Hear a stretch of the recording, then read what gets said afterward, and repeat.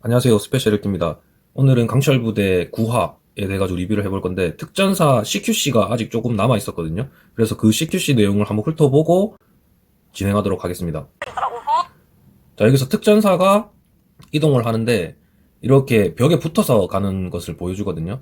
이 부분은 나쁘지 않습니다. 왜냐면은 한쪽 벽면을 등을 지게 되면 우리가 엄호해야 되는 구역이 줄어들기 때문에 안전성을 보장을 할 수가 있고요. 경사로에 올라갈 때 대항군이 위에서 나타난단 말이에요. 여기서는 어떻게 해야 되냐? 이 편을 보니까 어느 정도의 지형이 좀 보이긴 하거든요. 그래서 화면으로 볼 때 정확하게 식별은 안 되는데, 그래서 여기 코너에서 돌 때 여기도 어느 정도 확보를 하고 왔으면 훨씬 더 좋았을 것 같은데, 여기 제작진이 있어 보이네요. 그래서 이거는 뭐 벽이라고 치고 넘어가겠습니다. 여기에 보면은 약간 내려가서 어느 정도 몸을 피할 수 있는 그런 구간이 조금 보입니다. 그래서 여기에서 위쪽을 엄호해줘도 괜찮은 방법이었을 수도 있고요. 그리고 여기에 나타날지 안 나타날지 모르잖아요. 그렇기 때문에 그 부분은 상황을 잘 판단해서 갔어야 된다, 그렇게 생각을 합니다. 그래서 여기도 엄호할 구역이 한 구역이 있었고요. 그 다음에 어쩔 수 없이 여기밖에 없다면은 여기에서 인원이 한 명 또는 두 명이서 이 위쪽을 아니면은 이 전체를, 이 개활지 전체를 엄호를 한 상태에서 인원을 보내줘야 됩니다. 그래서 여기는 어쩔 수 없이 위험 구역이고 지나가야 된다 하면은 이렇게 전술을 펼쳤어야 됩니다. 자, 여기서 보면 일렬로 줄 지어서 이동을 하잖아요. 이렇게 일렬로 줄 지어서 이동하는 게 이게 어떻게 보면 우리나라의 CQC의 제일 큰 문제점이라고 볼 수 있습니다. 이거는 왜냐면은 이 소부대 전술과 건물 내에 CQC를 구분해서 봐주고 전복시켜야 되는 부분이 있거든요. 그래서 우리 부대 같은 경우도 예전에 해상 대테러만 할 때는 이렇게 내부에서 기동하는 거를 따로, 그 다음에 별도의 침투작전이라든지 폭파작전을 할 때 따로 이렇게 운영을 했었습니다. 근데 이런 것들이 머릿속에 박혀버리면 내부에서 기동하는 전술을 소부대 전술을 할 때 그대로 전복시키는 경우가 있었거든요. 그렇게 되면은 이런 경우가 나올 수가 있는 겁니다. 어떻게 보면은 이 우리 부대가 이제 네이비실과 교류를 하면서, 그리고 이근대위 선배 얘기가 많이 나오는데 어떻게 보면 우리 부대의 어떤 선구자 역할을 해줬던 선배이기 때문에 빠질 수가 없다고 저는 생각을 합니다.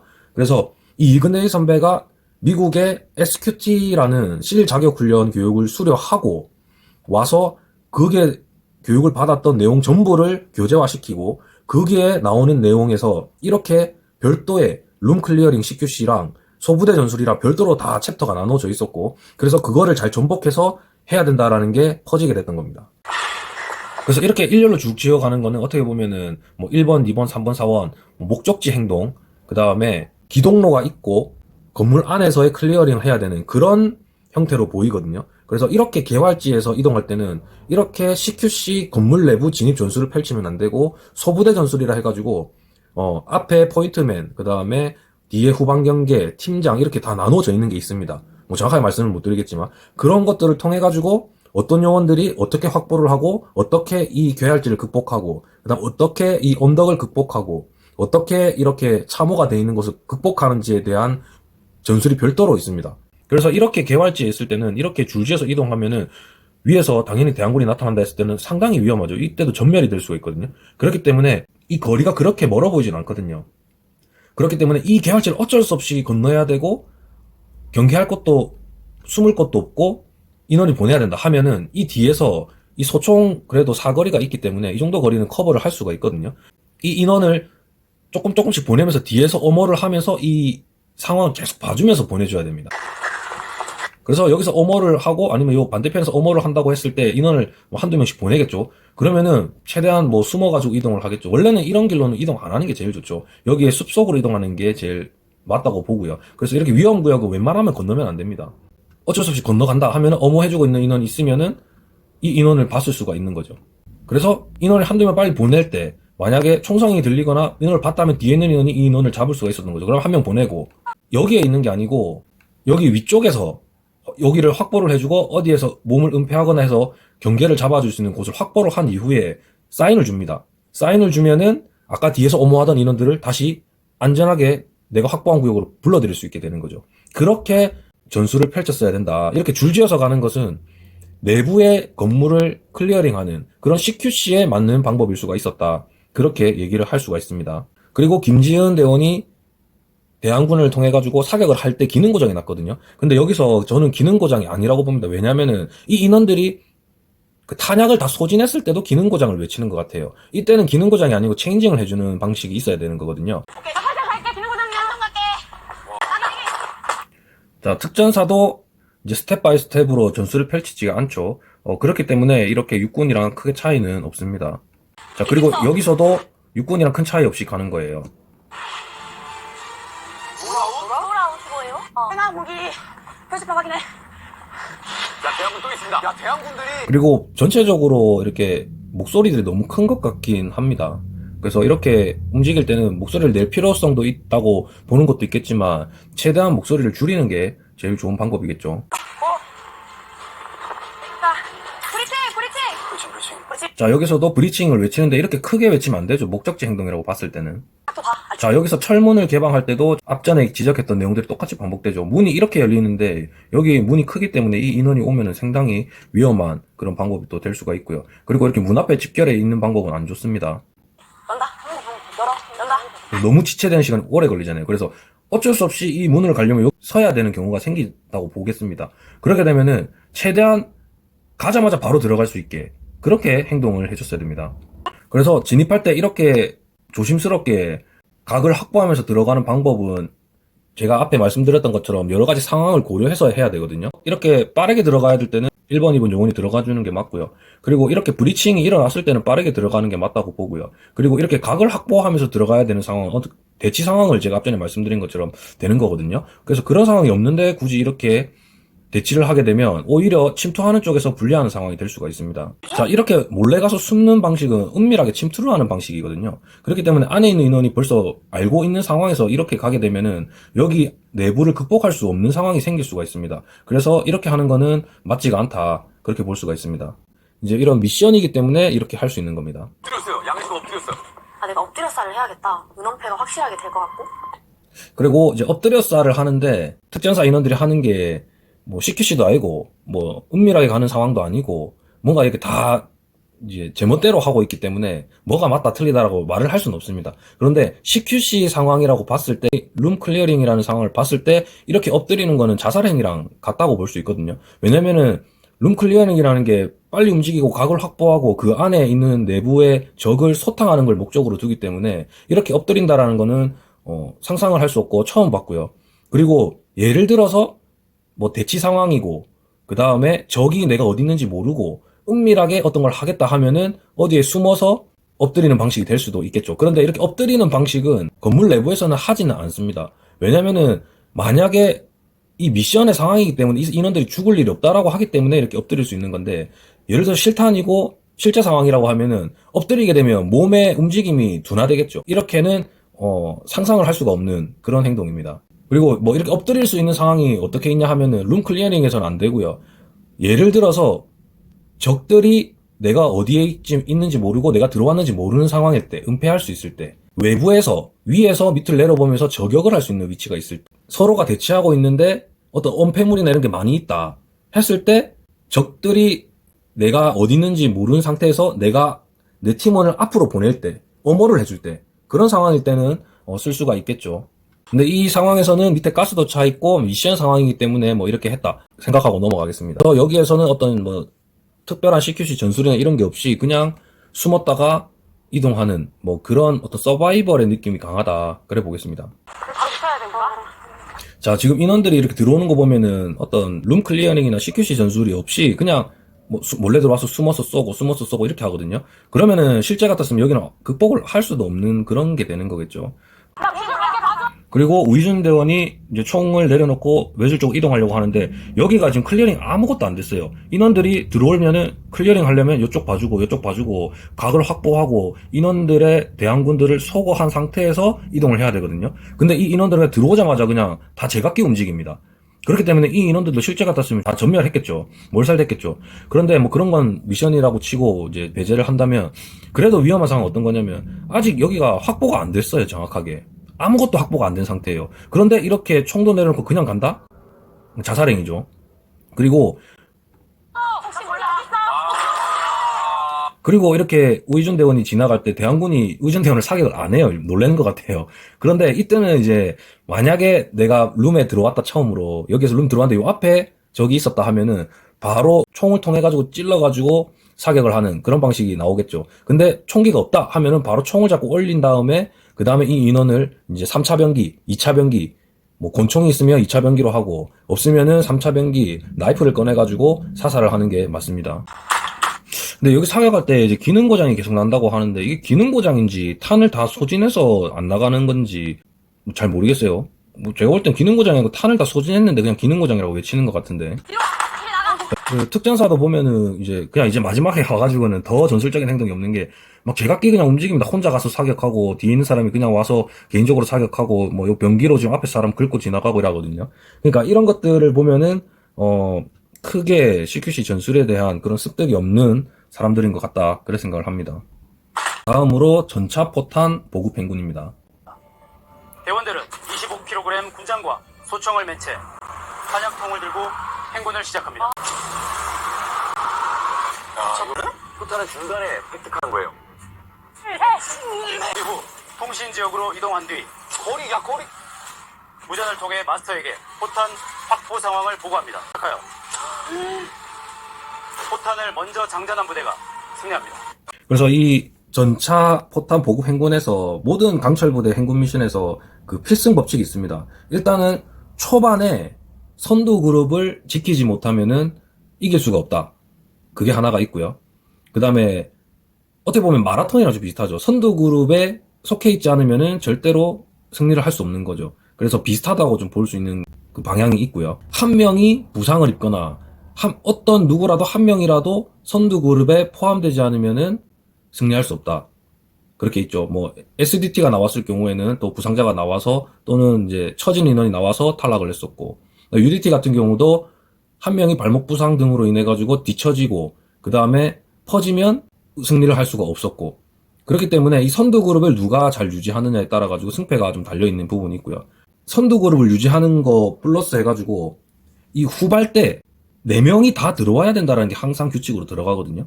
그렇기 때문에 선두 그룹을 유지하기 이전에 선두 그룹이 형성되기 이전에 한 명이 예를 들어서 뒤처지거나 아니면은 뭐 4명 중에 2명이 선두 그룹에 속하지 못하고 약간 중간으로 밀렸을 때 그때 그 중간 그룹을 잡고 넘어갈 수 있느냐 없느냐의 체력을 누가 비축해 두느냐에 따라 가지고 승패가 또 결정이 됩니다. 4명이 거의 비슷하게 움직이는 게 제일 좋거든요.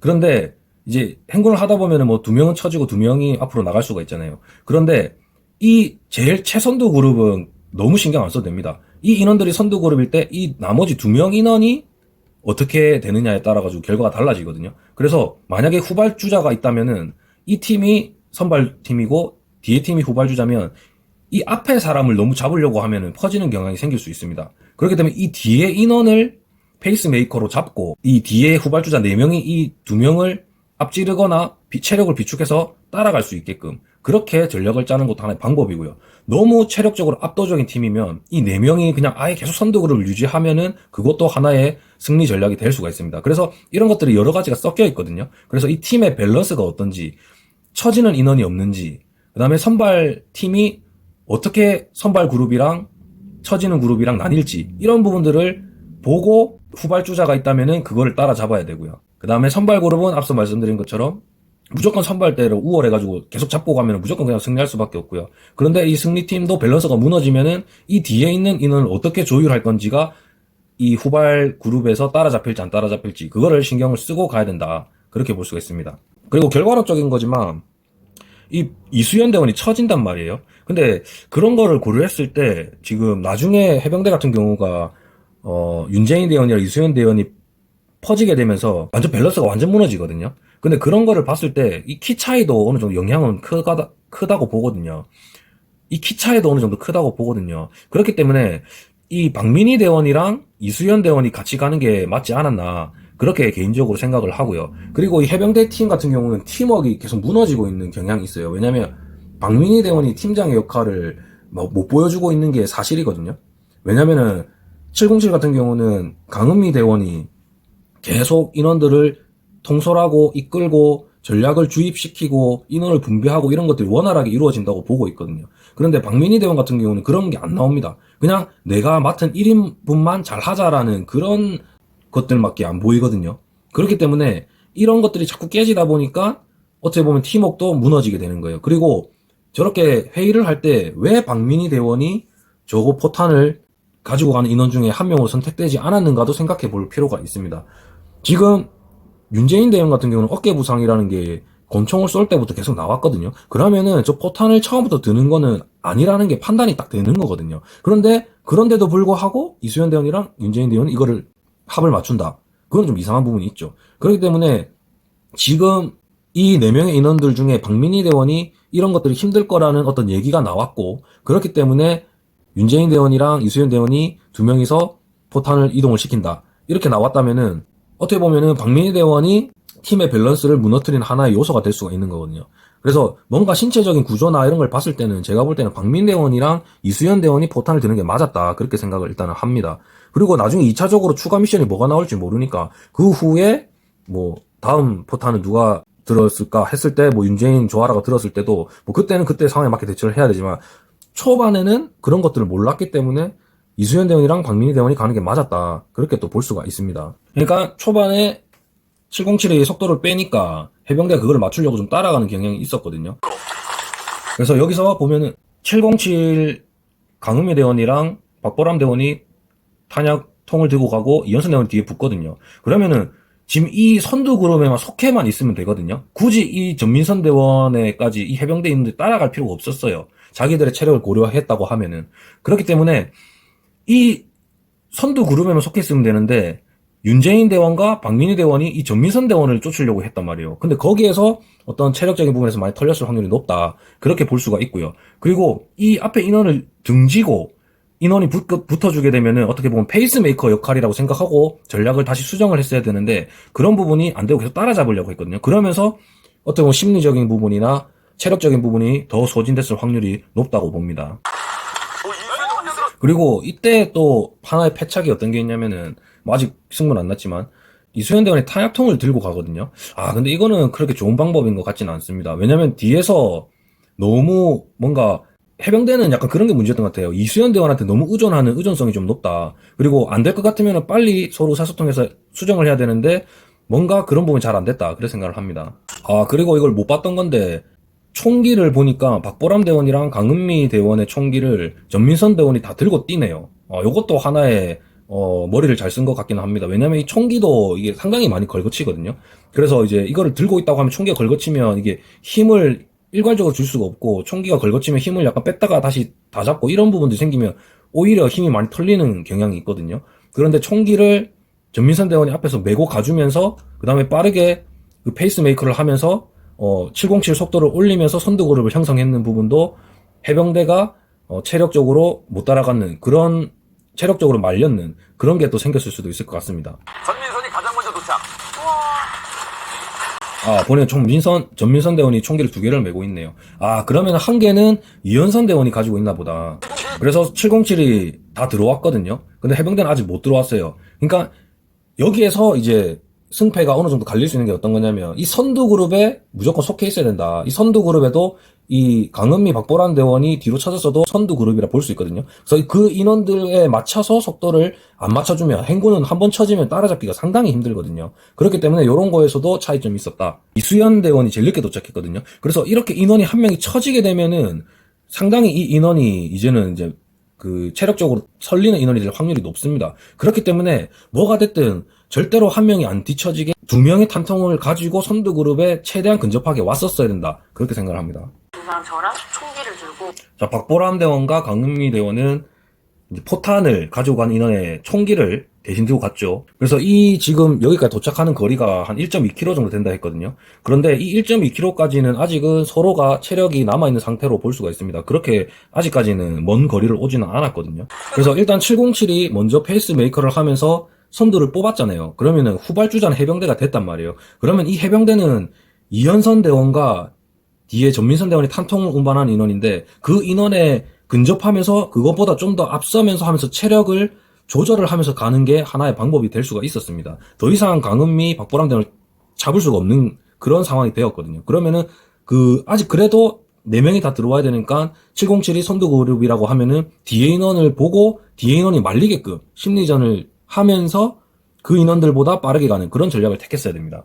그래서 이때 서로가 의사소통을 했었어야 된다 봅니다. 조아라 대원이 급해가지고 이동하거든요. 이렇게 하면 안 되는 거거든요. 어쨌든 이현선, 전민선 대원만 잡으면 이길 수 있는 거거든요. 그런데 이렇게 인원이 한 명 출발하게 되면 뒤에 있는 인원은 인원대로 별도로 머리를 쓸 수가 없는, 회의를 할 수가 없는 상황이 되거든요. 그렇기 때문에 조금 늦더라도 이현선, 전민선 대원을 따라잡을 수 있는 그 정도까지만 보고 회의를 하고 어떻게 우리가 저 2명을 잡고 최종적으로 우리 4명이 더 빨리 들어갈까, 그거를 조절을 했었어야 된다 봅니다.